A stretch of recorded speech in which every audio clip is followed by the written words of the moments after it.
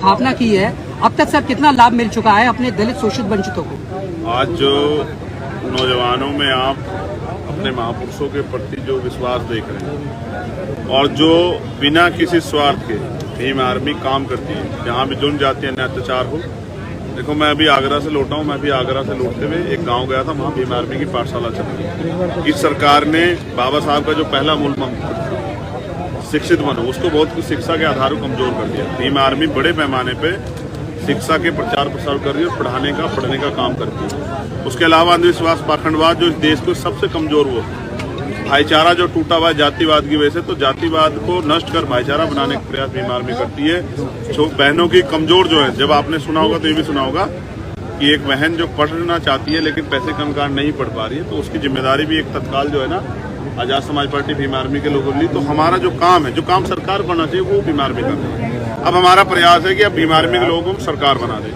जब ये सरकार बन जाएंगे तो फिर ये दुगनी तेजी से उस काम करेंगे जिसको सरकार करना चाहिए। सर 2024 में जो सर ASP जो आजाद समाज पार्टी जैसे चुनाव लड़ेगी, तो सर क्या पृष्ठभूमि सर तैयार की है? अब 2024 बहुत दूर है, उससे पहले 2023 है। 2023 में भी हमें भारतीय जनता पार्टी को सबक सिखा के, उनको रोक के, अपनी हिस्सेदारी के साथ जहां जहां हमें मौका मिलेगा अपने विधायकों को जिता के आम जनता के काम करना है। इसी कड़ी में मध्य प्रदेश, राजस्थान में बड़े पैमाने पर काम चल रहा है, छत्तीसगढ़ में। और सरकार इतनी डरी हुई है कि जब मैं वहां जाता हूं तो वो एयरपोर्ट पे मुझे रोक देती है। यानी कि वहां काम बहुत तेजी से चल रहा है। 24 की बात 24 में करेंगे, 23 में परिणाम देगा आजाद समाज पार्टी। ये दिखाएगी कि आजाद समाज पार्टी अब कोई नई पार्टी नहीं रही। आजाद समाज पार्टी ने अपने काम से, भीम आर्मी काम से अपनी पहचान बनाई, जनता का विश्वास जीती। इस तरह से बसपा इस समय इस चुनाव में 0 पे रही, तो क्या कारण मानते हैं उनकी हार का? ये तो बसपा के लोग बता सकते हैं। जिस तरह से मैं उन पे क्यों टिप्पणी इसलिए नहीं करना चाहता क्योंकि उनकी अपनी विचारधारा, अपनी रणनीति है, तो वो फेल हो रहे हैं। देखिए, जब भी मूवमेंट अगर पीछे जाती है, यानी कि आप अयोग्यता को बढ़ावा दे रहे हैं। अब ये जनता को भी सोचना चाहिए, जिस तरह से उन्होंने इस बार भारतीय जनता पार्टी की मदद की है, उसका नुकसान देश को उठाना पड़ रहा है। सर टाइम मैगजीन में सर आपका प्रतिभाशाली सर लोगों में आपका नाम सर दर्शाया गया है अपनी वार्षिक सूची में। तो सर उस संदर्भ में सर आप एक स्कूल चला रहे हैं दलितों के लिए अपने उधर, तो सर क्या ऐसे स्कूल सर कहाँ एक स्कूल नहीं चला रहा हूँ, कितने पूरे देश स्कूल में जहाँ भीम आर्मी, वहाँ हमारे भीम आर्मी पाठशालाएं चलती है, निःशुल्क है। निःशुल्क। उससे भी बड़ी बात, टाइम्स मैगजीन ने जो चैलेंज दिया है कि भारत के अंदर से मैं एकमात्र व्यक्ति हूँ जिसको उन्होंने उभरते हुए नेता के रूप में प्रदर्शित किया है, मैं उस चैलेंज को स्वीकार करता हूँ और मैं ये करके दिखाऊंगा।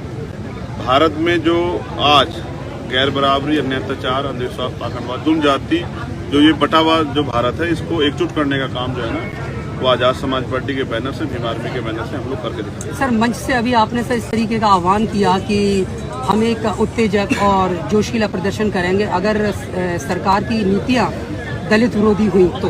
नहीं, मैंने दलित विरोधी पे नहीं कहा है। मैंने ये कहा है कि अगर जिस तरह से बीजेपी के लोग पूरे देश में माहौल बना रहे हैं और एक स्पेशल कम्युनिटी को टारगेट करने का काम कर रहे हैं, तो मैंने कहा कि इस देश का अल्पसंख्यक समाज अपने आप को अकेला ना समझे, चाहे वो जैन हो, बौद्ध हो, सिख हो, पारसी हो, मुसलमान।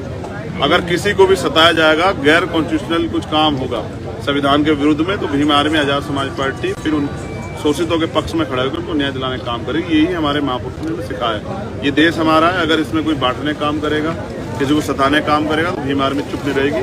कोई भाई घबराए ना, जब तक भीम आर्मी है तब तक हम से अपने देश में अपनी लड़ाई को लड़ेंगे। सर फिरोजाबाद की जनता को आप क्या संदेश देना चाहेंगे? फिरोजाबाद की जनता ने तो यहाँ ये संदेश दे दिया है कि वो बाबा साहब के आंदोलन को खुद आगे बढ़ाना चाहती है। मैं तो उनकी मदद करने के लिए आया और सीखने के लिए।